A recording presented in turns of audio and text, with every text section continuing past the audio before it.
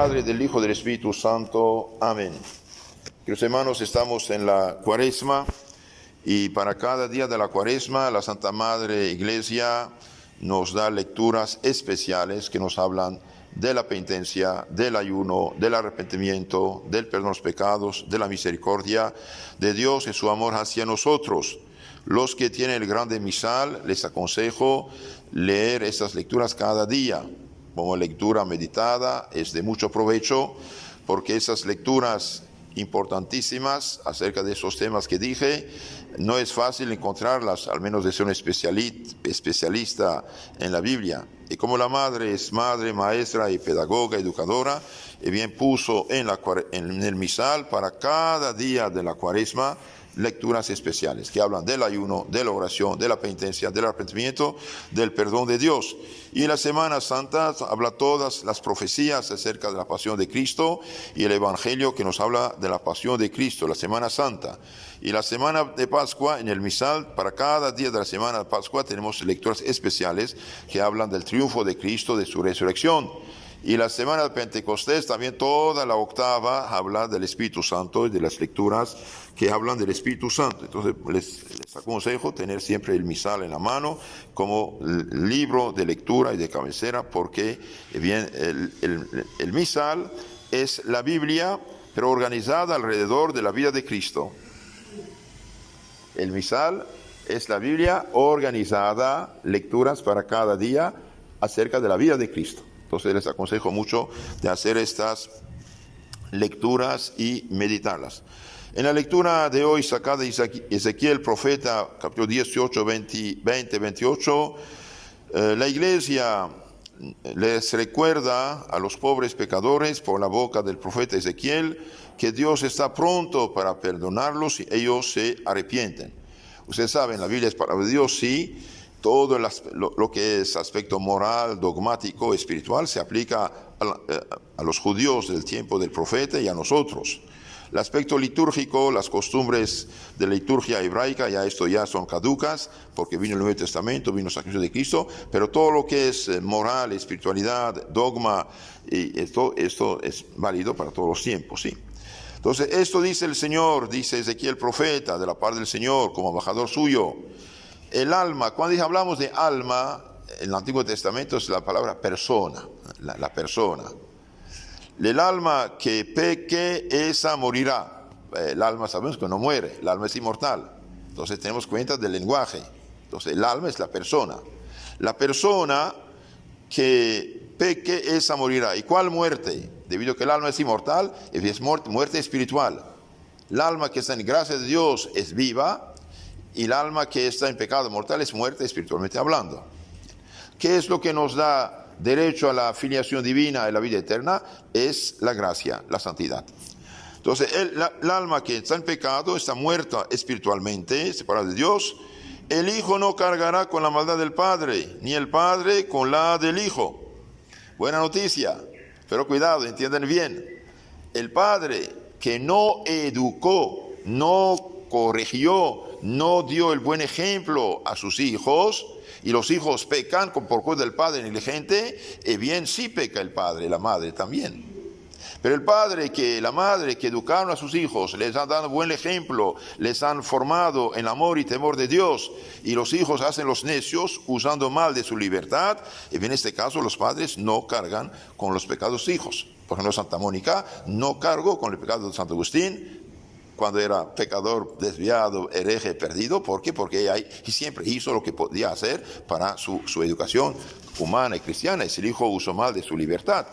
Entonces, el padre no cargará con los pecados del hijo, ni el hijo con los del padre, haciendo esa distinción. Por ejemplo, si el hijo sigue las huellas del padre, borracho, mujeriego, ladrón, perdido, bien, ahí el hijo carga con los pecados del padre y el padre con los del hijo. ¿Por qué? Porque el padre lo intoxicó con su mal ejemplo.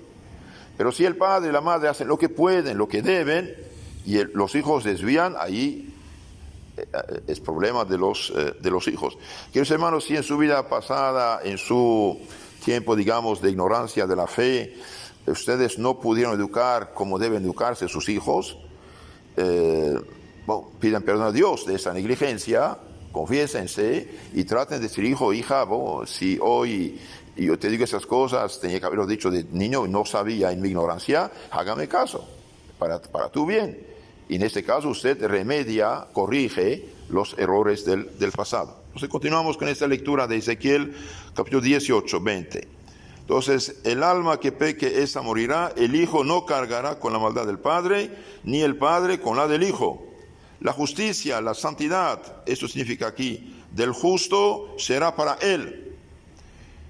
Y la impiedad, el pecado del impío, sobre él recaerá. ¿Por qué? Porque el que da su voluntad al pecado, peca libremente, carga libremente con sus pecados. Después nos da una esperanza muy grande. Mas si el impío, el pecador, el desviado, hace penitencia de todos sus pecados cometidos y guarda todos mis mandamientos y es justiciero, entonces vivirá de veras y no morirá. Entonces, por muy grandes que sean los pecados del pecador, del impío, bien, si deja el pecado, si se convierte, si se arrepiente, bien, no morirá y vivirá. Bendito sea Dios. Y de hecho, nuestro Señor, ¿qué dijo a la mujer pecadora? Vete y no peque más. No dijo peque menos, dijo no peque más. De ahí la importancia de alejarse de la ocasión del pecado. Es importantísimo. Al lado de la oración y de los sacramentos, el primer remedio para no pecar es alejarse de las personas, de las cosas, de los lugares, de los instrumentos del pecado. Si el celular o el Facebook te causa tentaciones, aléjate. Si la tele te causa tentaciones, aléjate. De hecho, yo les aconsejo no tener tele.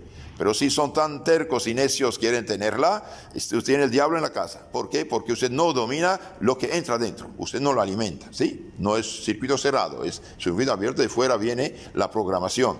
De todo modo, yo les aconsejo, más bien les pido, los exhorto, pues estamos tiempo de penitencia, arrepentimiento. Durante esta cuaresma, bien, ayune por completo de la tele, ayune por completo de lo que es profano. ¿Por qué? Y bien, porque usted mira cosas profanas, y bien, su alma se intoxica de lo que ve, escucha.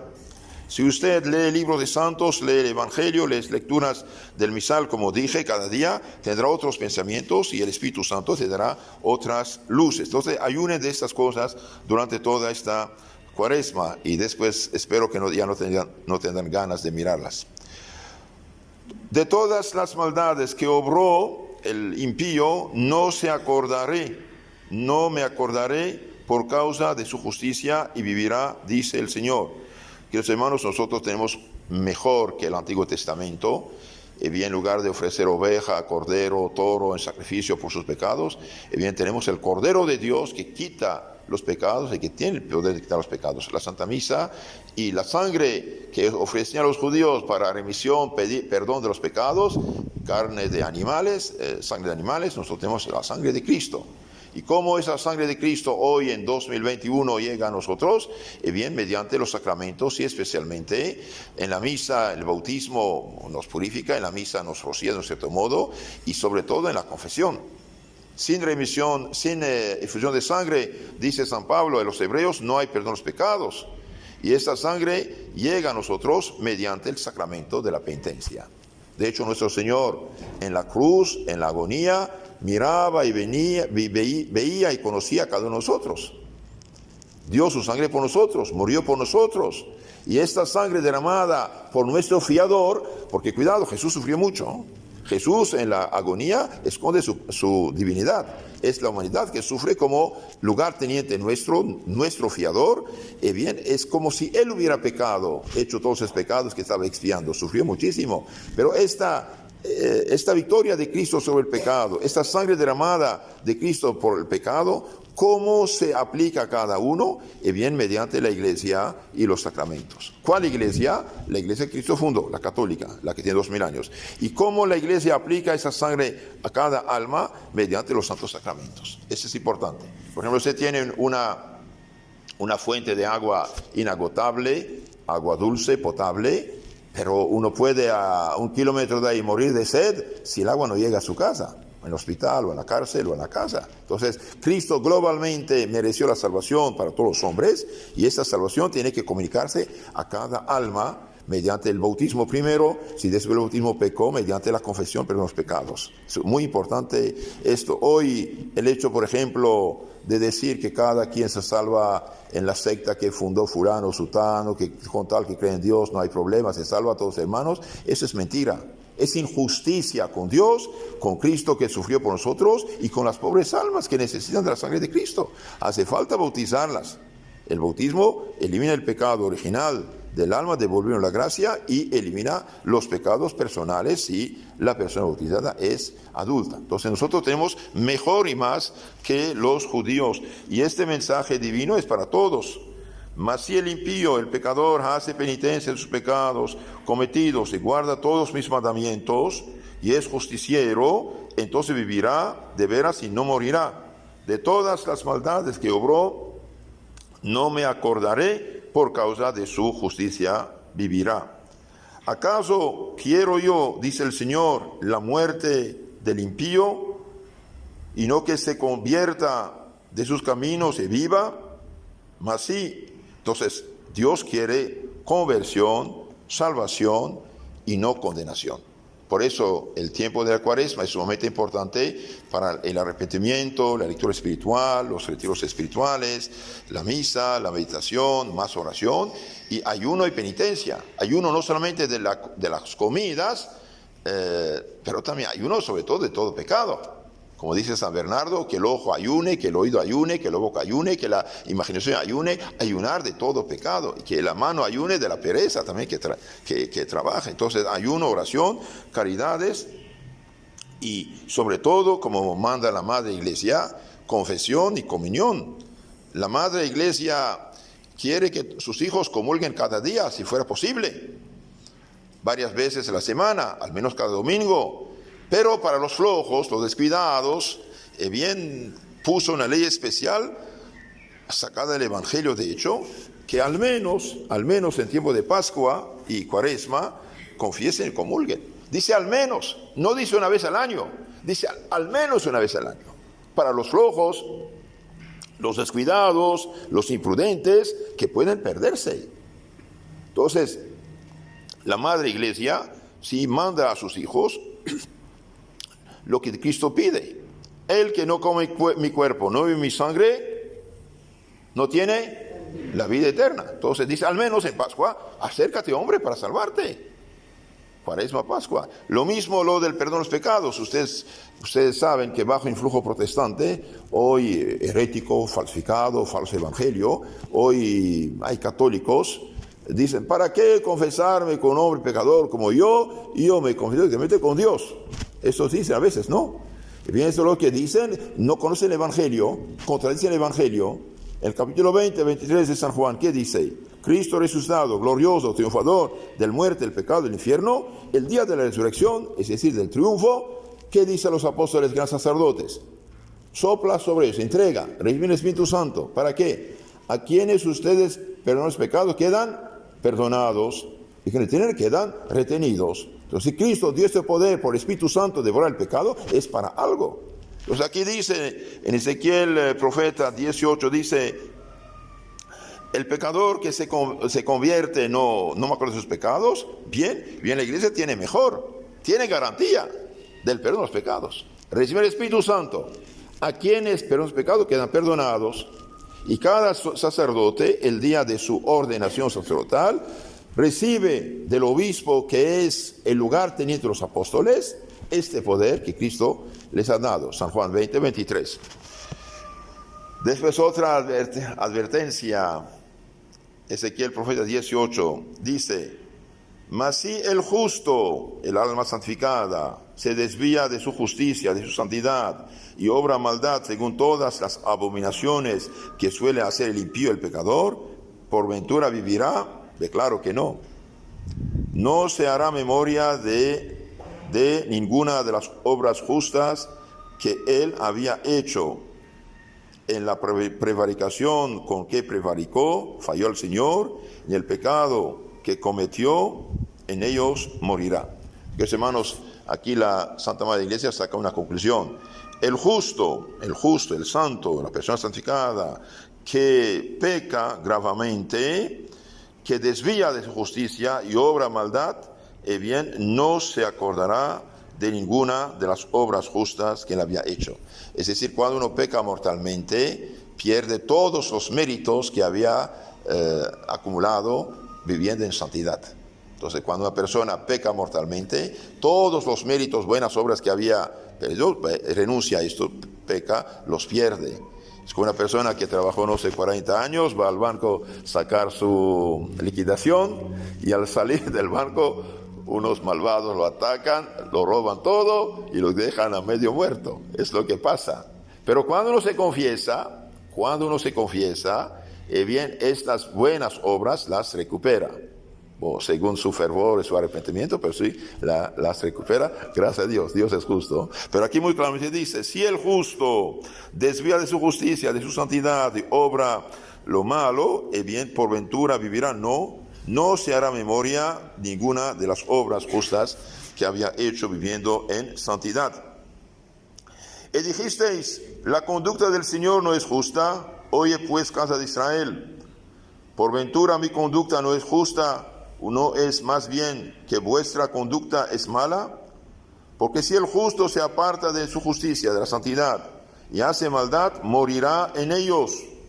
Y si el injusto, el pecador, que obró, en la justicia que obró, morirá. Y si el impío, el pecador, que se aparta de su impiedad, que cometió y procede con rectitud de justicia, él mismo vivificará su alma, porque considerando y apartándose de todas sus maldades que obró, ciertamente vivirá y no morirá, dice el Señor omnipotente. Entonces, queridos hermanos, tiempo de cuaresma, tiempo de perdón, tiempo de misericordia, tiempo de arrepentimiento. Entonces, aprovechen, pero también quiero lanzar un mensaje importante a todos los que hace tiempo no se confiesan. Cuando uno tiene tiempo de no confesarse, tiene mucho miedo a la confesión. Es normal, es humano, pero el diablo también pues pone su cuchara. Y bien, sépanlo, el Padre es como el doctor que conoce todas las enfermedades que caen, no va a sobrarse. Y el Padre está ahí, el sacerdote recibió los poderes de Cristo, la llave del paraíso para abrirla. Entonces, voy a decirles, mientras más una persona está cargada y sobrecargada de pecados, más yo estoy contento de abrir la puerta del cielo. Entonces, no tener miedo. El Padre, como el doctor sabe todas las enfermedades, está ahí para absolverte. La confesión hace por la sangre de Cristo y por su Espíritu Santo, expulsa el pecado del alma, cierra la puerta del infierno, abre la del cielo, nos devuelve la gracia, la santidad, el Espíritu Santo y la caridad, aviva nuestra fe y esperanza, nos da gracia, caridad, dije, junto con el Espíritu Santo, activa las virtudes morales infusas, prudencia, justicia, fortaleza, templanza, y activa los 7 dones del Espíritu Santo. ¿Qué diferencia entre el buen ladrón, mal ladrón, el Viernes Santo? Al inicio, todos son iguales, sucios y pecadores. Uno se arrepiente y el otro queda terco. Bien, el arrepentido, Cristo lo canonizó en la cruz. Hoy estarás conmigo en el paraíso. ¿Qué diferencia hay entre los que están en el cielo y los que están en el infierno?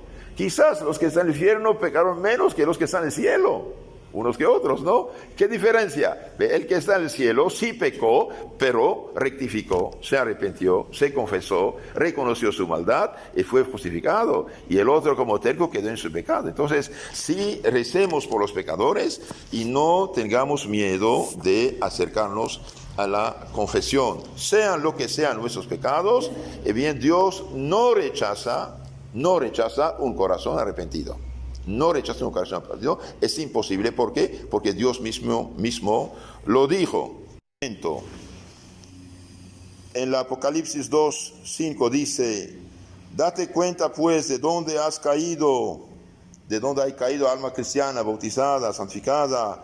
Arrepiéntate y vuelva a tu primera conducta. Si no, iré donde ti y cambiaré tu lugar, tu candelero, si no te arrepientes. Entonces dice, arrepiéntate y vuelva. En Jeremías 4:8 dice, por ende, señores de saco, endechad y plañid, no, si no, y bien si no, van a perderse. O conversión o condenación.